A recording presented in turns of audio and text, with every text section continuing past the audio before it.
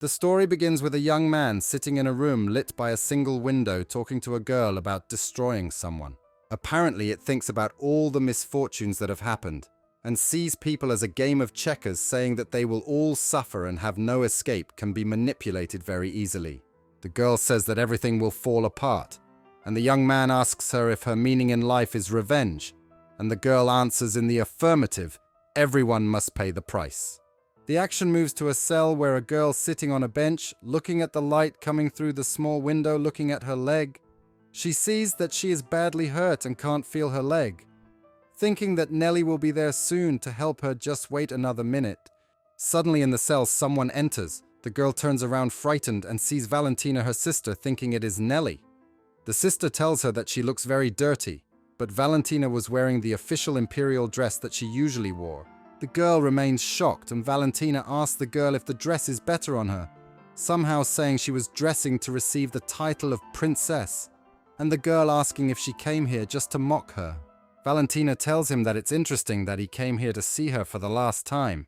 When the girl heard, she was very shocked. Valentina tells him that she's descended in the universe of weak blood, but still has distinctive family characteristics. Eye color. Also a very attentive and useful brain, but after all, an S done is no longer useful. Valentina, smiling with her hand to her mouth, asks, "Isn't this the end of a pet dog?" Only then the girl realized that this was planned from the beginning, not knowing that her mother and father was involved in this too. Valentina tells Joseph to hold her, and he bows and says, well. Joseph grabs the girl from behind, and the girl resists and shouts, why? Because she did everything she was told. Joseph grabs her hands and her back, but the girl resists and shouts to let her go. Because she is his master Nelson's sister. How can she do that? And Nelson puts her back down. The girl asks her, what does Nelson know about it? Valentina smilingly tells her that this is why she has always been stupid, and stomps on her leg where she was hurt, Joseph holding her by the back. Valentina takes her in laughter and asks her, which sister of the master, and asks her why she's delirious. So she wants to tell her something very important. You can see on the girl's face that she was scared and in pain, and she is sweating. Valentina tells her that the person who killed her mother then stops. She accepted her as a sister is her sister Nell's plan. At this point, the girl was speechless. She didn't believe it was possible. It all fell into her head.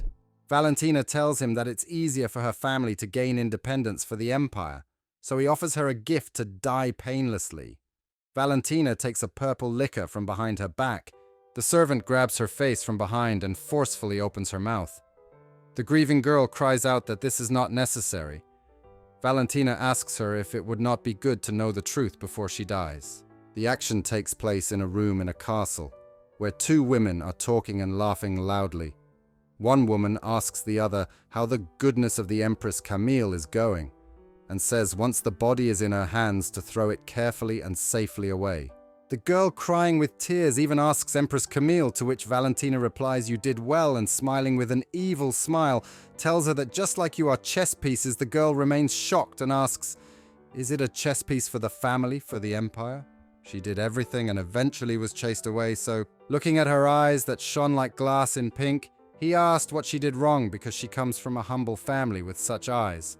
But because of one eye is not right, the girl was shedding blood, and said she would not leave everything, so she would curse them, repeating this several times. Then she lay on the floor with her mouth full of blood. Suddenly, someone calls out Neris. Many times, the girl with the teary eyes is asked by another woman why she's crying, wiping the tears from her beautiful pink eyes. It turned out that woman is her mother. Dear friends, and if you want to know the name of this manga, then make sure you watch the video to the end, because at the end, I'll say the title. If you want to speed up the release of the next part, make sure you like this video, share it with your friends, and then when this video gets 5,000 likes or 30000 views, I will start working on the next part. The action moves to a beautiful house on the edge of the forest, in front of which stands a carriage drawn by two horses. From the house you can hear someone calling out to dear Neris.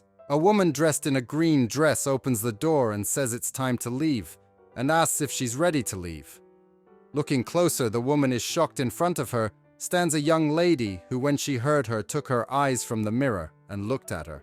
The girl elegantly turns to the woman and tells her that she is ready. The woman continues to look shocked and asks her what was wrong, and the woman calls her name NG.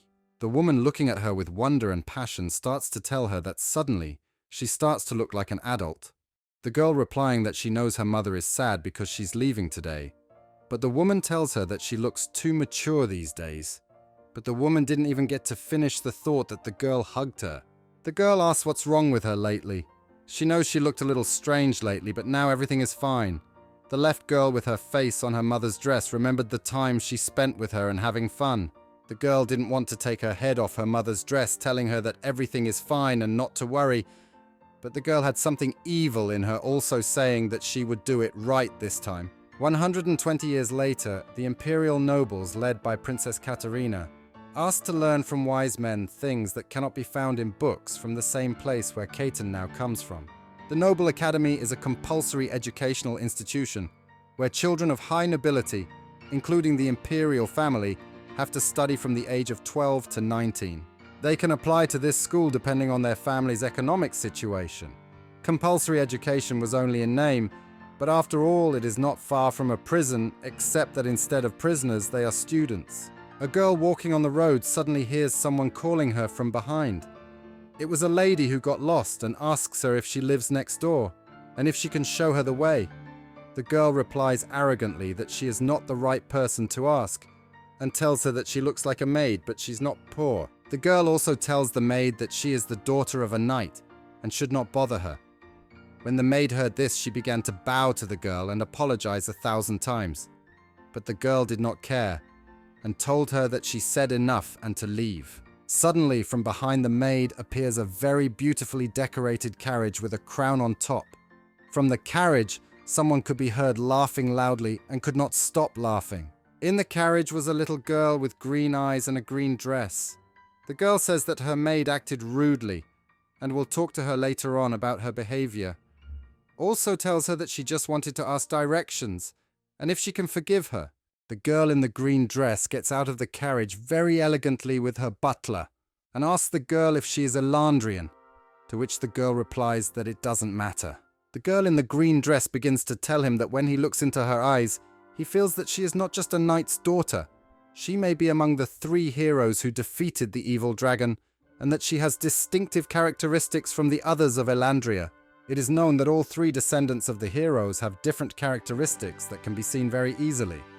For example, the first brave imp, Visto, had eyes the color of a blue jewel from the sea. Honest Elanders had eyes of magenta gems, and lovely Phalos had jewel-smooth eyes. But the descendants of the 3 heroes have long since been lost and not found. At the same time, when Elandria's eyes began to fade, a person who was a distant relative of hers was born with eye color like a perfect purple jewel, and was also suddenly an adult, so she grew to the position of crown princess. The girl in the green dress in the carriage walks up to the knight's daughter and tells her that she has never seen anything like this because it is very rare. But yet the knight's daughter's eyes are the most beautiful eyes she has ever seen. The girl, hearing all this, began not to resist. She clenched her fist in anger and told him that she had nothing to do with Elandria. The girl remembered her previous life where she was happy because she belonged to them, but still she told him that she was part of the Trud family. The atmosphere was beginning to become awkward and uncomfortable, yet the girl in the green dress tells him that she still has that kind of eyes she can't deny anything, to which the girl replies that from distant relatives only. The girl in the green dress asks her if she is a 2nd grader, to which the girl replies that she is not. She just got in today. The girl thought she was a 2nd grader because she spoke very simply, but apparently she was no different from her. The girl in the green dress finally says her name, which was Diane McKinnon, and asks the other girl what her name is, and she says her name is Neris Trud. Suddenly someone calls out to Mrs. McKinnon. It was her butler. He begins to describe her as the daughter of Earl McKinnon, the 3rd largest merchant in the empire. Neris thought it odd that she didn't remember being classmates in her previous life. It's funny because she anyway has memorized all the faces in her friend's class from the same time since she was in 2nd grade. Yet suddenly someone calls out to Mrs. Diana. It was her butler telling her that she will feel pain in her legs if she stands any longer.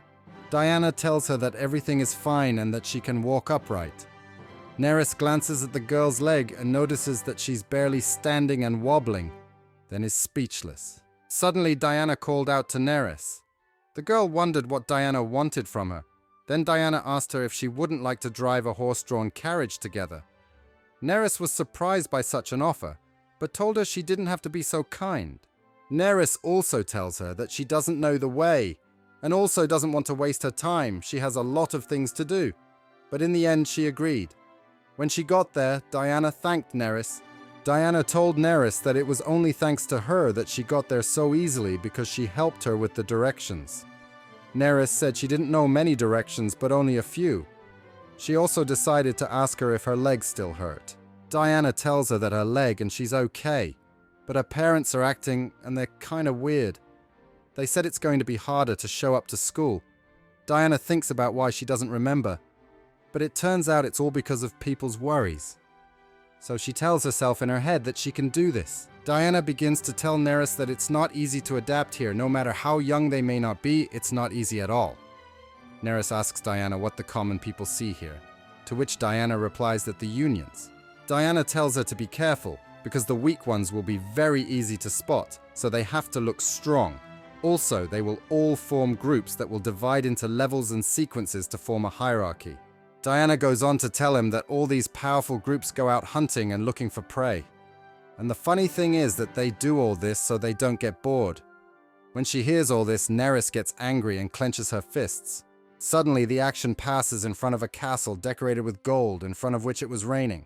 There on the grass sat Neris, sitting on a chair with her hands tied to a table. In front of her stood 3 women with umbrellas over them to keep them out of the rain, who mocked her and asked her if she had introduced herself now, to which the girl replied that her name was Neris, as it was then.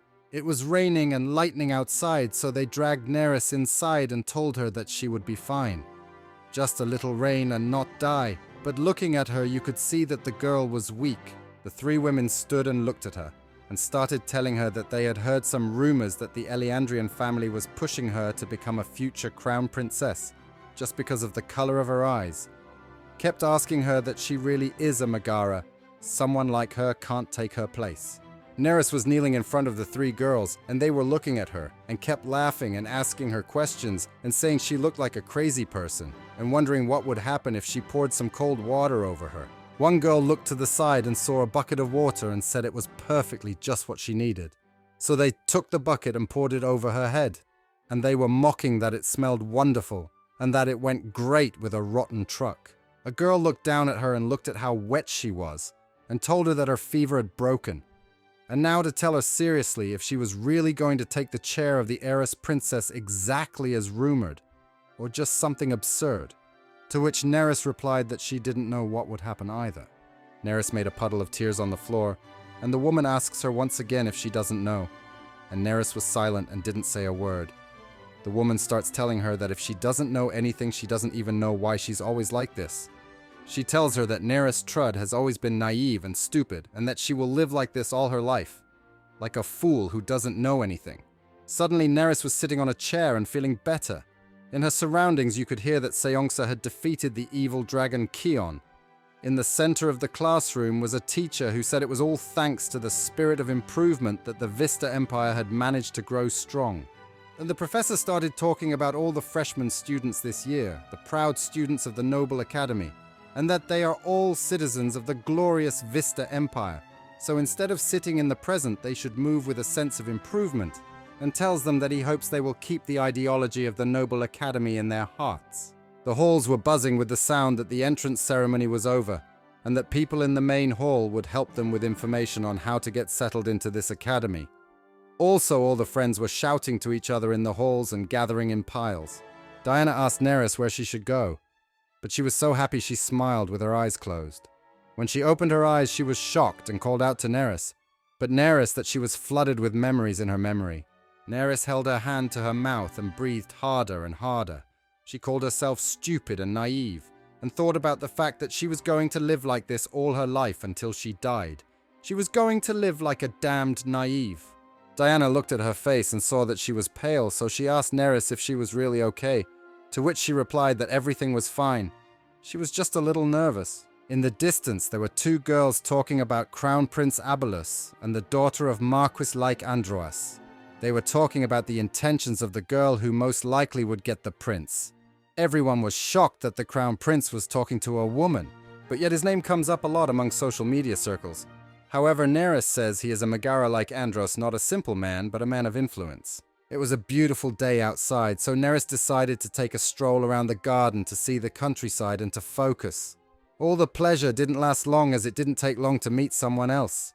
Suddenly from somewhere you hear them shouting at her to come forward and "What is she doing here?" To which Neris replied that she didn't think anyone would be around because it's a holiday and everyone should be celebrating. Neris saw the young man's face.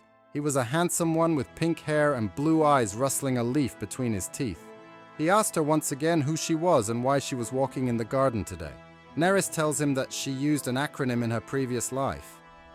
Then the boy asks her if she is a lost student, and the girl tells him that it is true that she is a new student, but she is not lost.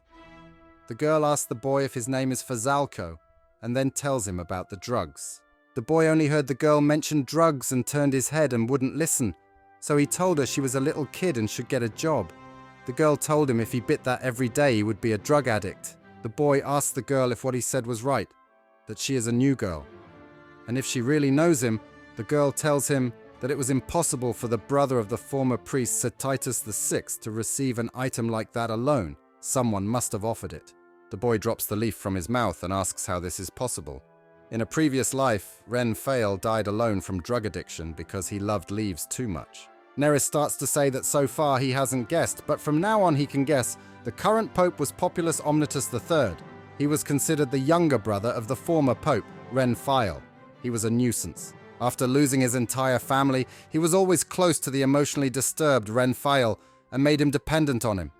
It was clear that he was given a poisonous plant with a strong sedative effect, and the plant would continue to poison him until he slowly died. The girl finished her conversation with him and turned to leave, and before she left she told him not to trust anyone. But the boy was confused because trust is the most important thing for a priest. The girl looks at him and tells him she's not kidding. It's very serious business, so he should be careful. The boy was a little confused, so he asks the girl what she knows and why she interferes so much. What's in it for her? The girl tells him that if she were in his place, she would surely find whoever had hurt her and take revenge because she is not a girl who would put up with bad behavior towards her. The girl turns and walks away, leaving the boy holding the leaf, but she doesn't forget to tell him that it would be a great regret if he were to die of drug addiction at a young age. So he should definitely stop before it's too late. Neris looked at the leaves that were climbing and growing everywhere. He thought about their meaning. He thought that even if he was an adult or a child, he loved to act assuming weak people. This is something common that happens at the Academy of Nobles. Neris began to be overwhelmed by her thoughts and started talking to herself, saying that something was true and that she now understood why she had to go back to the past, saying something about a twist in her story and that it was the beginning of her aggression and that someone was going to pay. The action shifts to academies. Kartak Academy is for boys who learned swordplay, magic, politics, and theology, and Aina Academy was for women who taught general classes and theology. The Noble Academy divides the classes into two groups. All new students have to take the exam from the first day, and everything depends on their strengths. Their classes will change depending on the test results. Everyone gathered at a wall with a sheet where the test results were posted, because those who passed the test with good results were exempted from a semester. Everyone was shocked when they looked at the sheet. Everyone started asking who Neris Trude was because she was in first place. Neris started talking to Diana that everything got not exactly as they wanted. Diana tells her that she still wants to study in class with her, but she is exempt from the semester. Neris tells her that it's nothing. The elementary subjects are common in the first year, so she can study them together. When Diana heard this, she was filled with joy. She couldn't believe that such a thing was possible, and she kept asking several times if it was so. Then she starts to tell her how cool this is, but Neris remains still and silent. Diana tells her one more time that she's a very special person for her. Diana tells her that Neris is the most gracious and intelligent person she's ever met. And on top of that asks her what's wrong with her. How can she be so serious when she was placed first? Diana thinks that if she were in her place, she would tell the whole academy about the results and brag as much as possible, especially since this is not something everyone can do. But Neris still remains in a mood and unmoved. Diana didn't know Neris's real name because Neris told her her mother's shortened name, which was Riz, and she always called her Riz. So Diana told her to call her her real name this time. The whole story takes a twist when he learns that Megara is destroying his life, and that Nelician was the one who destroyed the end. So he never wanted to hear that name as his again. Neris was sitting at the table minding her own business, but that didn't last long because someone called out to her from behind and asked if she remembered her, and said her name was Angara 9. They used to play together when they were kids. Neris's eyes were red, and she was starting to get annoyed. So she closed them so she couldn't see them, and kept saying that she didn't remember such a thing and didn't know what she was looking at. Angara was speechless. She was thinking what was wrong. Angara still tries to remind her though, and tells her that when they were younger they both used to go to the Forest of Spirits and play in a leaf boat on a river. But Neris pretended not to remember anything. Neris actually remembered everything. How could she not remember something like that? She would never forget because she was the only friend she had, and she did something very bad. She let her be friends with Megara. Neris tells her once again that she doesn't remember anything and that she will ask her mother about it later. Angara didn't know how to get more into it and asks her which teacher she learned from, because if they are from the same region, they can learn from the same teacher, so they could both learn more. Neris said that it was all just luck and asks her if she will proceed exactly as she has done before and asks her what she is waiting for. The answer is enough, to which the girl replies that this time it is not so. Neris says she will never trust a friend again and will never get into trouble because of her. The girl, when she heard this, was saddened and looked down, thinking of the consequences of her actions on the future. Suddenly, from somewhere on the side, a girl appears and says that she is sorry for eavesdropping, but she was completely shocked by Neris' behavior. The girl asks why she became so arrogant. Maybe it's because she was placed first. Everyone was watching the fight between the girls. The girl who came in asked Neris if she thought that first place could only be achieved because of luck. Everyone around thought that all this was happening because Neris didn't want to tell the girl who her teacher was. Neris, with an indifferent face, begins to tell the girl about her whole childhood and the fact that her family was not rich, and we did not have enough money for the teacher because her father died when she was just a little girl. Neris tells her that even her acquaintances are paying for her school contract. Neris tells her that unlike her, she is not the granddaughter of an Earl Rhiannon Berta. When she heard all this, the girl got extremely angry and couldn't believe it, so she asked her if she even got the first place. But by chance it seems absurd, even the stupidest man on the planet wouldn't believe it. Neris, with an indifferent face and a confident look, tells the girl that she's not interested in her opinion. If she wants to believe, she can believe. If she doesn't, she also tells her that even the sacred language she learned from the village priest. Rhiannon tells her that if the priest had learned a sacred language, he couldn't teach her manners. Then she teases her and says that she can't learn manners because she didn't have a teacher. But Neris didn't seem to take any notice of what the girl says. Rhiannon glared at Neris, but she didn't care at all. She looked very tired, and in her mind she thought, it's a good thing she's no different than she was before. Neris looked at Rhiannon with hatred, and she kept thinking about how she was always stepping on my toes with the confidence that everyone would take the side of the other girl, Rhiannon. Neris got angry and said that even if she is the daughter of a low-grade knight, she doesn't deserve this.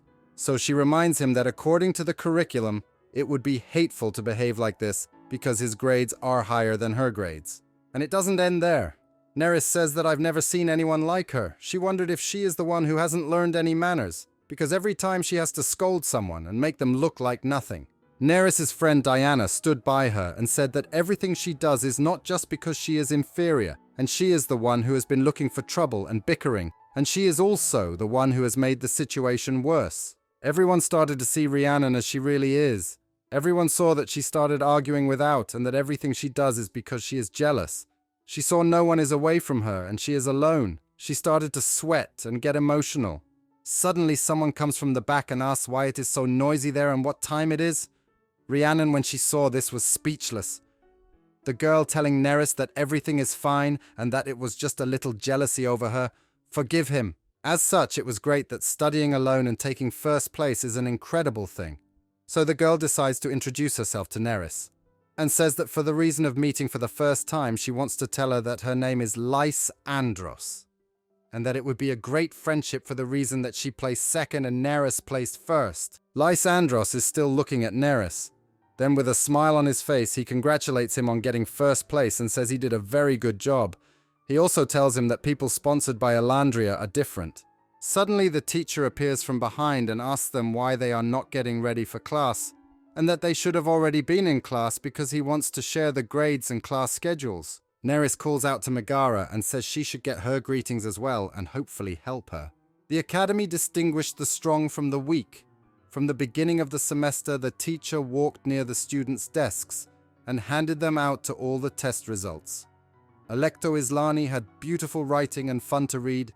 Adalia Kendall, regardless, was excellent, especially in music. Neris thought about what the standards are between the weak and the strong and why she would want to be weak and suffer like that. The teacher S approached Megara Lysiandros and said she did an excellent job and got second place on the test, and said a few subjects were passed, so make sure to check the timetable before entering the class. Megara thanked Professor Mr. Sheridan, as Megara passed the other classmates back and forth as they talked about how Lysiandros are different from the others. All of them were, and thought how wonderful that was. Next in front of the teacher was to come Neris Trud. The girl stood up and walked towards the teacher. Passing by Megara, the girls felt like complete strangers and seemed to have a little hatred for each other. Neris, passing by Megara, told her that it was very nice to see her childhood and that she always thinks when she sees people and makes a kind look. But at this moment she can't hide her facial expression. Neris got in front of the teacher and he started to praise her about the test results. The girl had all the answers perfect, so he told her to check the timetable, because all her classes were passed except for elementary class. Neris wondered why Megara hated her so much. Why she went out of her way to make trouble for herself if she had done her no harm, and yet she behaved enviously. The girl remembers her past where Nelician used her by putting her in the family for his own ambition. Nelician's sister, Valentine, more than likely hated the fact that she was crowned princess. Prince Abolus must have thought Neris was a thorn in his eye because she became a significant wife. However, she thought that Megara would have no reason to bother her or hate her for not doing anything to her.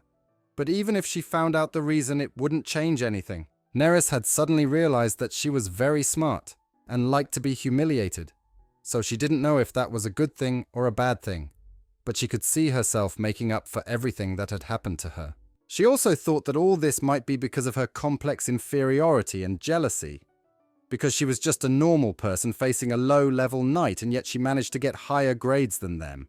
A girl was looking at her from behind and jealousy was thinking about what special eyes she has. Surely there is something abnormal about her, and she really wants to find out. She was thinking that it is a superficial reason, but it is not excluded that they also have feelings like these. At school there was the usual commotion. Diana asks Neris if she really doesn't know Angarad 9, and Neris replies again that she doesn't remember anyone by that name, then asks her if she shouldn't go to class already because she has to start now. A woman has come for Diana and tells her that it is time to leave. Because class is starting, Diana asks Neris if she is not going to class, to which the girl replies that she has extremely free time and wants to look around the school. Diana told her that she still wanted to go with her to tour the school, but Neris told her that this was not possible now, and that they would do it a little later. And Diana happily agreed and told her that it was already a promise that they would do it. The woman kept pulling the girl's hand and telling her that it was time to leave now. Neris, after saying goodbye to Diana, decided to go to her secret place, which was in the Korea Library. It is said that in the past the Saint Zachariah, the one who contributed to the treatment of the whole empire, in his honor the Zachariah Library was built right in the academy. However, the library was like a refuge for Neris, because nobles didn't want to study technology in libraries. So it was the only place where no one bothered her. It was always quiet, and it was like a sanctuary for her. Neris just started to walk around the library and understood that she had something to find out. Where she had to go from there. Arriving around a corner, there was a young man with a sword in his hand who looked at her and asked her how she knew this place, to which the girl answered that she wanted to ask her the same question. Then she told him that she'd never seen anyone around here. The boy introduces himself to the girl and tells her that his name is Cledwyn Mainland. He was a member and successor of the only Grand Duke in the Empire. After finishing the academy, he exterminated all those who opposed his succession. and so became the new ruler of the northern part of the empire. Abolus and others mocked him, calling him a weak monster. Neris had no connection to him from his previous life, but it never occurred to her that she would meet this guy right here. It was an interesting meeting how fate had gotten them to the same place. Neris looks at him and asks him if it would be polite to put down his sword first to ask her name. But the man says enough of this nonsense, asks her who she is and how she knows about this place. The girl tells him that she is a new student and that she came here just to rest. The man would not put his sword away and goes on to tell her that this is not a place that new students know. And Neris tells him that she agrees with what he says. Abolus looks at her eyes and says something about Zin, and that he's heard there's no more Zin in Elandria's descendants, and he doesn't understand what this is all about. Neris, when she hears all this, tells her that she is not an illegitimate child, but a distant relative of Elandria, and that all is well. The boy, shocked to hear this, asks her if she is a distant relative of Nelson, to which the girl replies in the affirmative. The girl was not afraid of the man at all. She put her finger on the sword without hesitation. Even the man was shocked by the situation. The girl tells him that theoretically everything could be true, but she does not want to get involved in something like that, so she should hide her sword.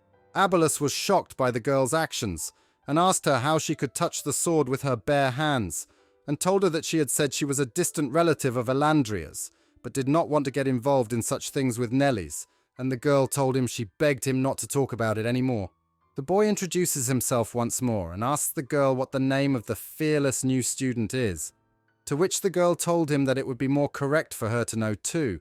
She only knew herself, so the senior has to find out all this himself. The girl decided it was time to leave the library, and the young man was still thinking about the courage that the girl was wearing. The girl told him it was time to leave, and the boy said goodbye, and told her that the next time he came, he would already call her by name. The girl walked through the academy and thought about Abolus calling Cledwyn a cold-blooded man. And she didn't understand why so, because he seems like a nice person, and her feelings were messed up by him without her noticing. Walking down the corridor and talking to herself about how she thinks Abolus's judgment is wrong and he may be a good boy. A boy was behind her and didn't understand what was wrong with her. Why she was talking to herself, maybe even went completely crazy. Neris turned around and ran into a boy. The girl thought the boy was following her, but he asked her what she was doing here if she was not lost again, because this is the senior floor.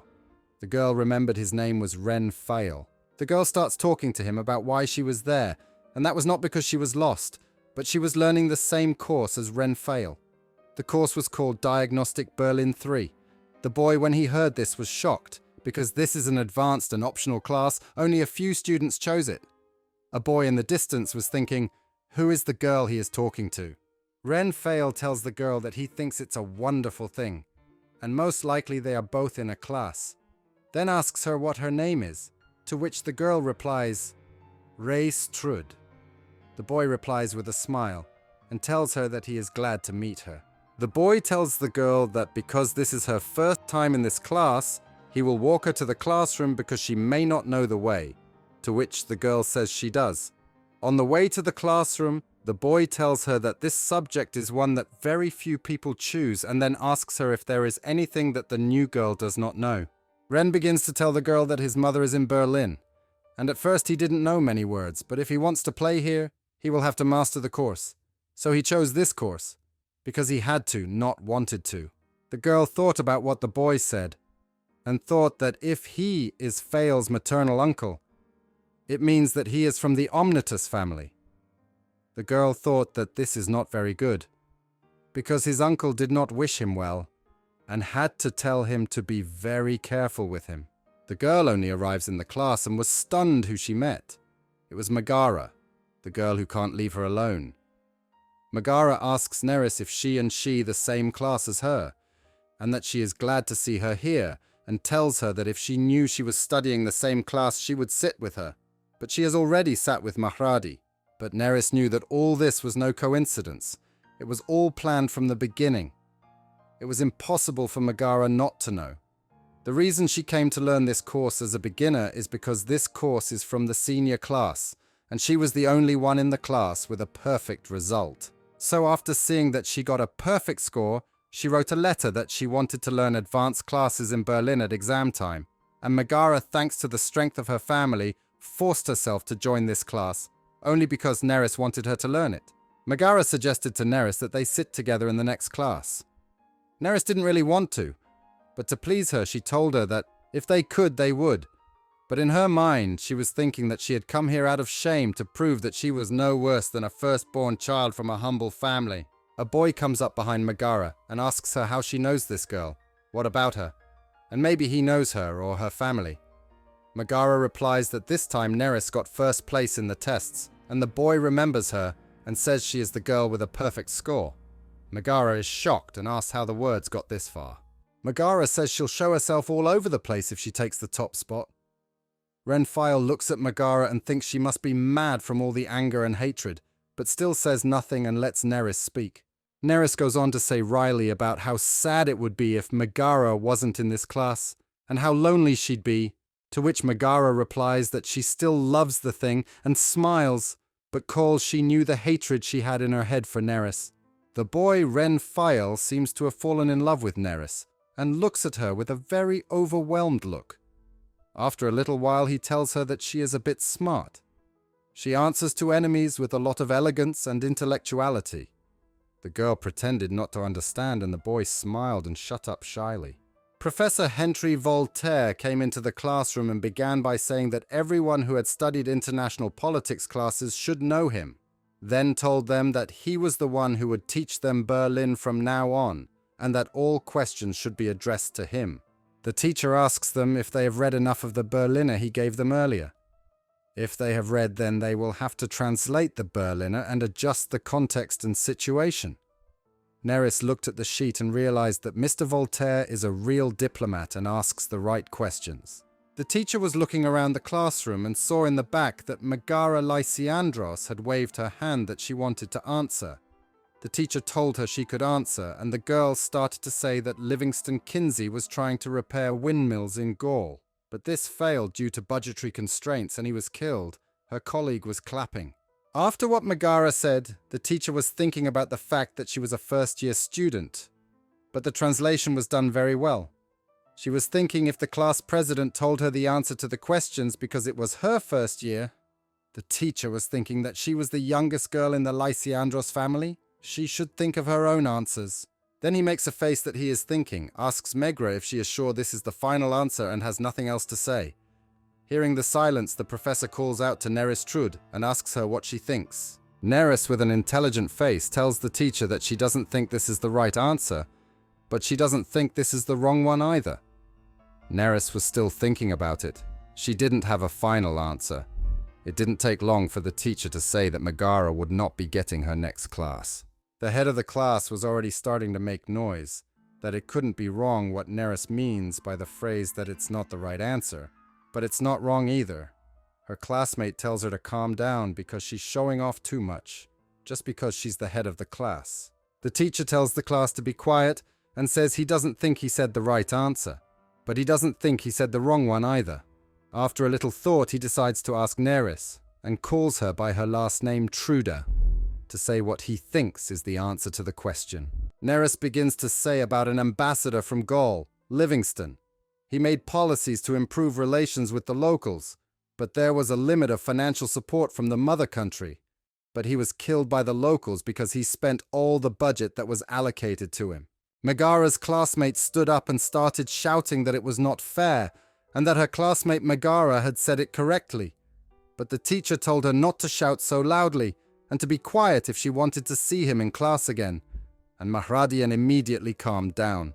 The professor began to say that of course this was a completely different answer from Megara's, and that it would be better to listen first to why Neris said so and what she meant by her interpretation. Megara looked hatefully at Neris and wondered where Neris finds so much self-confidence and why she thinks so. Also, Megara thinks there is no mistake in the interpretation she made, the one in the dictionary. Neris began to explain what he had in mind and said that Megara had misinterpreted the word Kinjay, interpreted it as a man's name but actually pronounced Kangjay in Berlin, and is used in Berlin diplomacy meaning ambassador. From what Neris said, it was clear that he was good at When Megara heard what Neris said, she was speechless. But Neris did not stop there. He also said that the word windmill also means a continuous flow in a certain interval. Words that made the professor think. Neris doesn't stop there and goes on to say that she interpreted the content as the example she was given.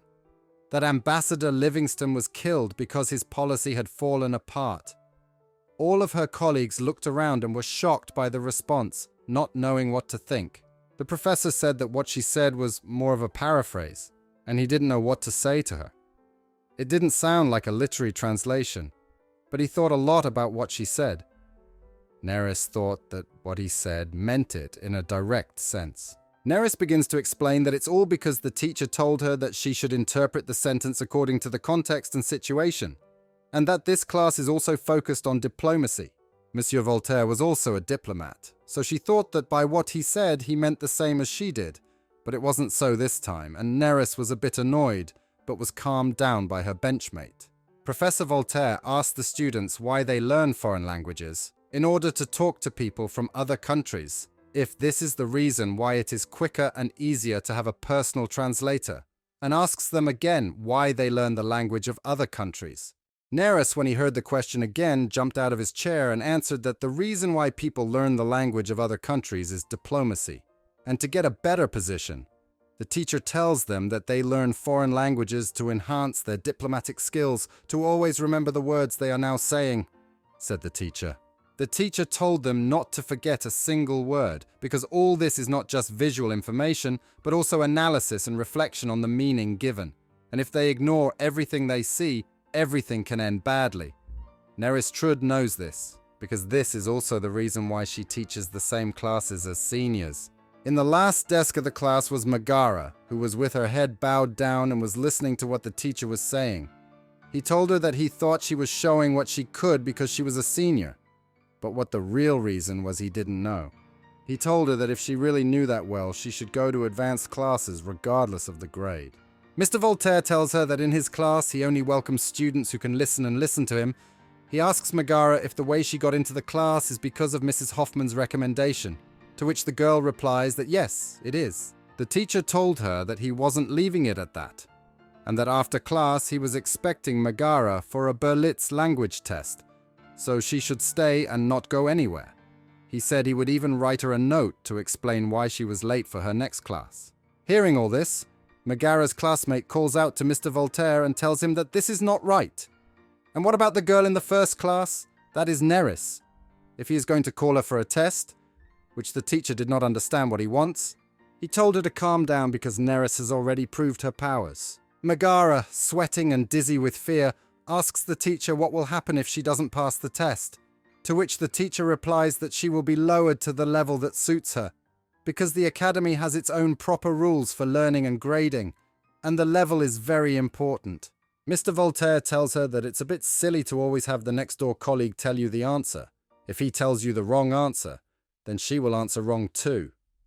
Megara, hearing all this, got extremely angry and told him she shouldn't trust him. In the school, there was already talk that Megara had been kicked out of the Belgian upper class because of problems with her abilities. The girls were already consoling her that everything would be fine and that the teacher was not honest, because Megara's translation was correct, but Mr. Voltaire was corrupt. A friend of Megare's was passing by Neris and says that she and Professor Voltaire are evil, and that they are very unfortunate. They don't deserve to get anything because they are evil. Megara was thinking about everything that had happened, and that it was all her fault that she should have prepared early. Her friends were telling her that she shouldn't be so humble, and that it wasn't her fault. She should have received training from the Duke so that she would be in first place. Neris's friend Diana took her friend's side and said that Megara said she was not trained to become a Duke and why she was acting like that, and that Neris had entered the advanced class and Megara was so jealous that she forced herself to take the class.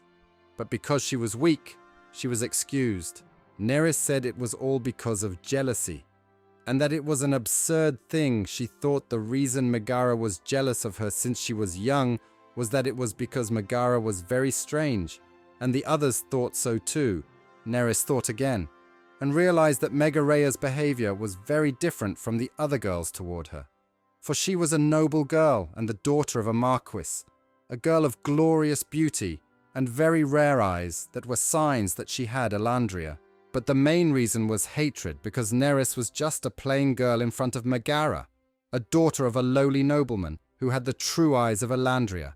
And since then, when she had outperformed her in the examination results and as well as the marks, she could not bear Neris to be in her presence. Neris was saddened thinking of all this, and she thought of the fact that at the beginning of all the trouble lay the color of her eyes. And Elandria, Diana looked at Neris's face and asked her what was wrong with her, because she didn't look quite right, and she was acting rather shy, but Neris thought she was too naughty.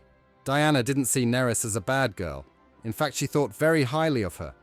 She saw her as smarter than anyone else because she was elegant, mature, and had a very important ability. She could humiliate stupid and mean girls like Megara. While Neris was thinking about how to torture Megara some more, Diana just wanted to make Neris feel better. And she was thinking that if she did what she did now uncultured, then Neris would hate her. And even if they wanted to get closer, they couldn't because they didn't have the chance, because they had different classes. Suddenly, Diana came up with an idea, which might become a better friend with Neris. Diana decides to create a party and asks Neris if she doesn't want to come along.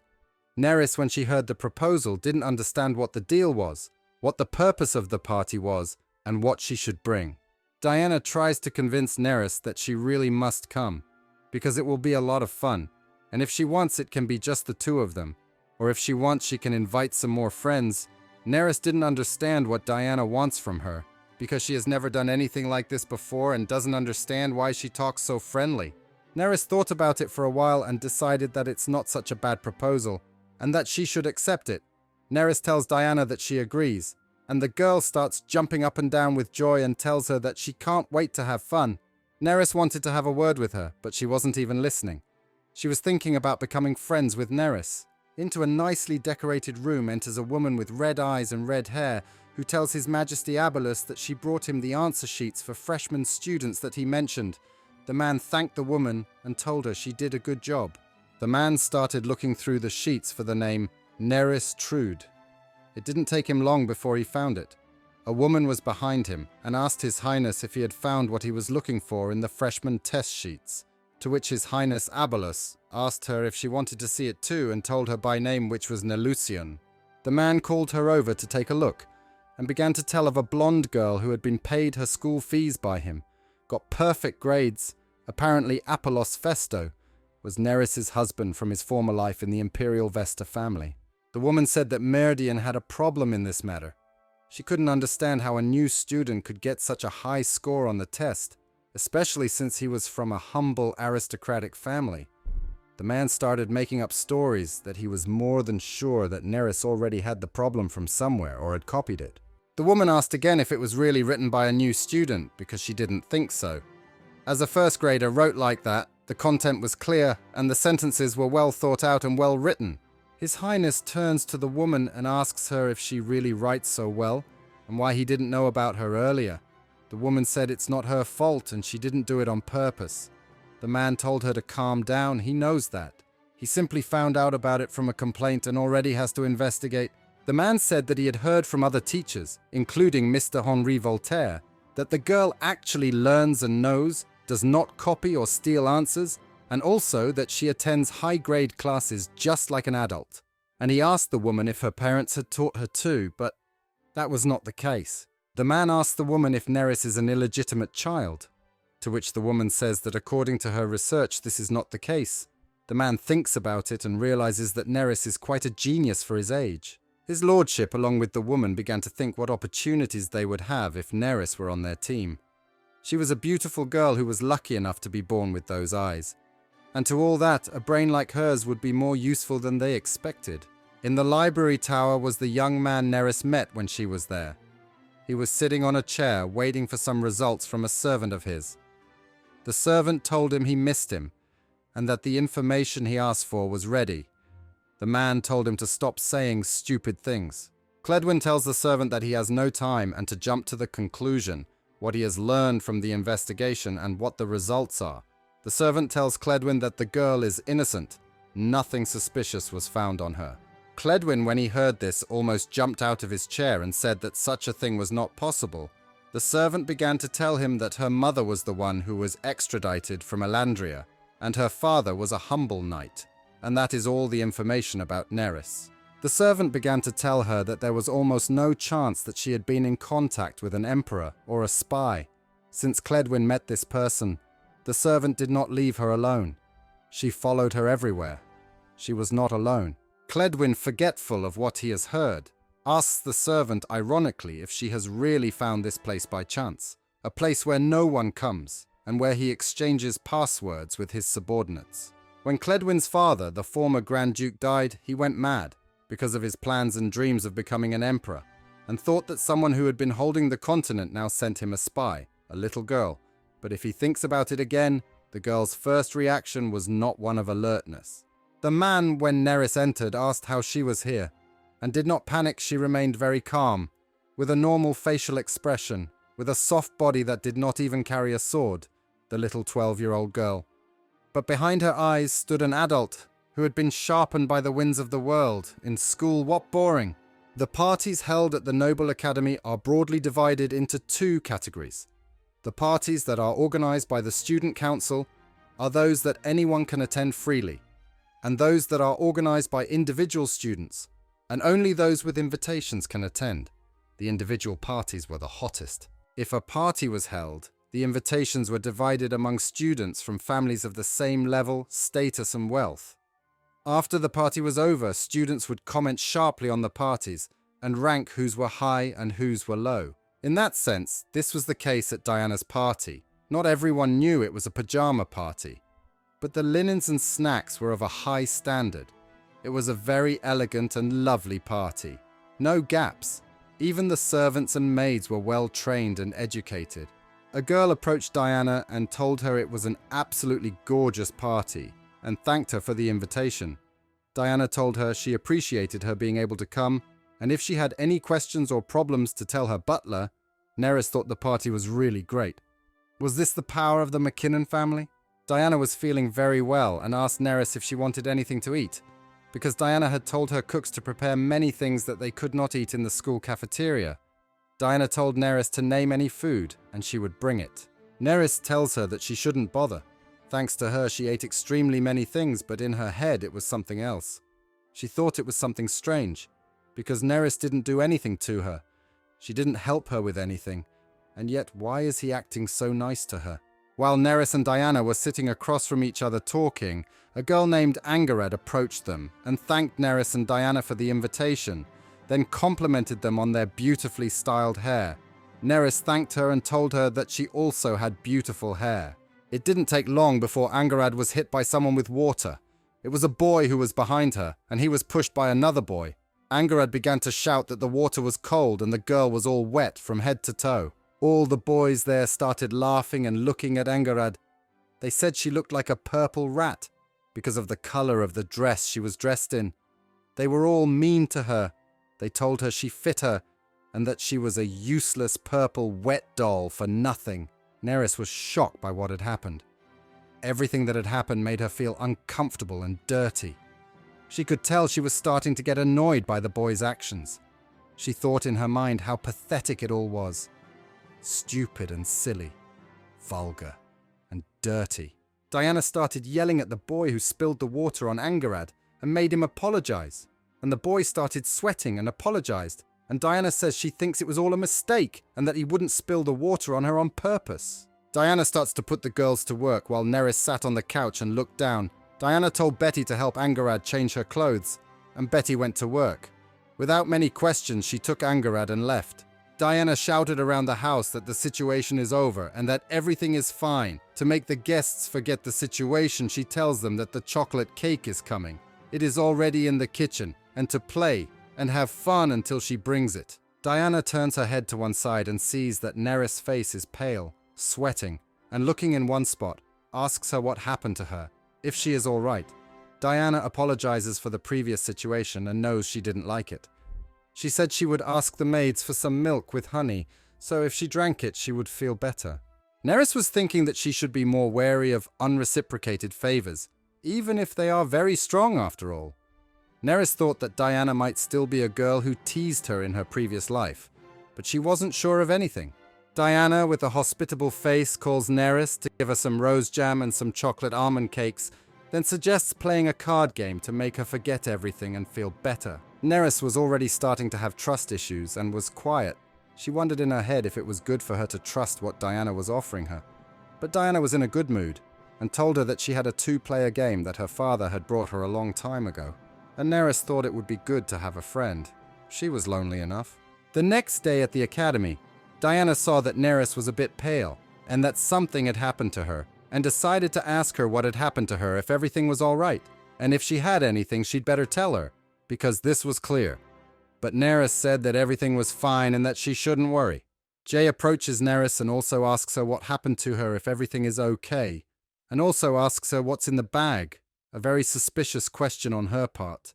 And Diana was jealous and thinking to herself in her head that now Jay is also acting like she's friends with Neris, and Neris asks Jay what she saw in the bag. Jay tells her that he thought it was strange that Neris quickly opened the bag and closed it instantly.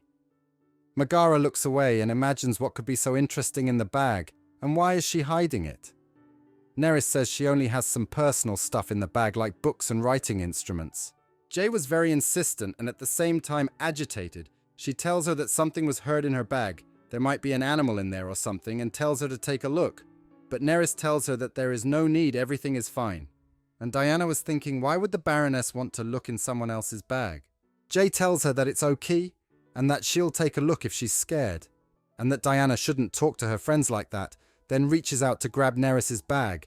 But Diana has taken it before her, and tells her not to mess with strangers, and to stop, because Neris told her no. That means she shouldn't put her hand.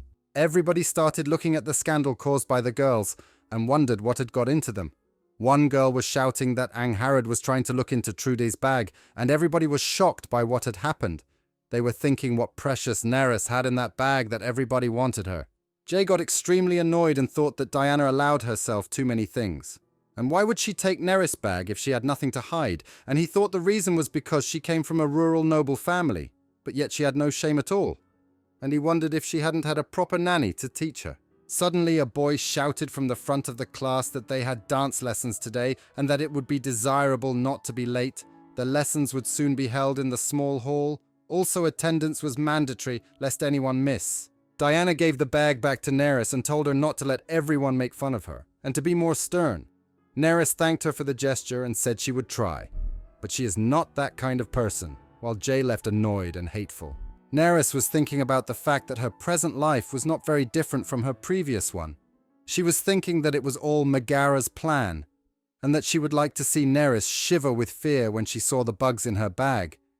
Neris had been treated so badly in her previous life that nothing surprised her anymore. Neris promised herself that she would not overlook what had happened as she had done in her previous life, and that she would punish Angharad, and see that she received the reward she deserved for what she had done. Dance time came, and everyone was sitting in the small room and dancing in pairs very nicely, even if it was more improvisation. One girl clapping her hands, which meant it was time for everyone to change partners. Neris was dressed in a dark blue dress and was dancing with a boy dressed nicely in a green shirt and jacket.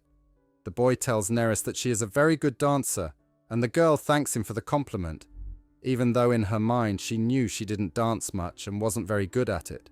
The boy looks at Neris nervously, sweating a little, asks the girl if she wouldn't like to be his date to the student council graduation party, because he really liked the way she moved and was good at it. Neris didn't even hear what the boy was saying. She was thinking of her former life, how he used to make fun of her, make her dirty, and put a glass of milk over her head and told her not to move, because if she moved she would get wet and smell bad. In her previous life, the boy behaved very badly. He told her to keep her eyes closed, and if she moved a bit it would be very bad for her, and she would be disgraced in front of everyone, because she would get wet with smelly milk. Diana refuses the boy and tells him that she is very busy with her homework, so she will go to Diana to do it. The boy tells her that this is not normal, and that she really wants to do her homework on prom day. She has to be more serious. This is not possible and not normal. On one side, 2 other young people were dancing. A girl with red hair and a boy in a black shirt. And the boy insists that Neris should at least come to Angharad IX's party. which will be this weekend, because he's invited the whole class, and she's not excluded either. And if she does come, they might dance together if she wants to, of course. Neris looks at the red-haired girl and sees that the ribbon is about to fall out of her hair. Neris tells the boy to wait a moment, that he will be right back. Neris runs behind the girl and catches the ribbon in her hand. Neris calls the girl by name. The girl's name was Alecto. She shows her the ribbon and asks if it is hers, to which the girl says yes and thanks her for giving it to her. Alecto tells her that this ribbon is very expensive because she bought it at the imperial capital, and Neris tells her to be careful not to lose it. Neris tells her that everyone wears ribbons like that these days, and if she lost it, she wouldn't be able to find it. It would be a very difficult thing, with very little chance of finding it again. Alecto thanks her for the advice and says you can see it's expensive because it has her initials engraved on it. But the only problem was that it got a little dirty because it was stepped on. Alecto says she can't do anything about it, so the only solution is to wash it. Neris remembers from her previous life very clearly that cream-colored ribbons were very popular in the industrial capital, so everyone wore them. So because it was a common ribbon, no one would know if she changed it. Even if people found out about it, it wouldn't be anything strange. Diana and Neris came to Angharad's party. The girls thanked Angharad for the invitation, and the girl said she was glad they could come. Angharad told the girls a great news, that Megara and Idalia were not invited, so they can go and say hello with everyone else. Neris says this is her first time here, but the building is old. It's an old theological department building, which is now used as a banquet hall. And if she goes to the corner, then she will have a very big surprise. She will see a lot of spiders. Diana, when she heard her hair, stood up on her head. Neris told Diana that if she was thirsty, she would bring her a drink, and Diana was pleasantly surprised by Diana's hospitality. The girls were surprised that it was quiet in the room, and it didn't take long before they could hear something in the distance. From somewhere in the room it could be heard that there was a thief in the hall. There were two girls arguing and they were kept by the maids not to fight. Neris said there was finally something interesting. A girl in blue was shouting at Alecto to give her her ribbon, and Alecto said she was a shameless thief. Neris was watching the whole show between these two girls, who each made what excuses they could. One saying that she had the ribbon of the exact same color and that she had given her back a copy. Another saying that her initial was on the ribbon. Neris said in her mind that it's time for not only her to suffer, it's time for Angharad to suffer too. It's time for her to suffer and she'll pay for it all. And at this most exciting moment, our second part reaches its logical conclusion. If you want to quickly see the launch of the second part, make sure you subscribe to the channel and don't forget to click the bell so you don't miss the launch of the new part of this manga. When this video reaches 30,000 views or 5,000 likes, I will immediately start retelling the story in the next part.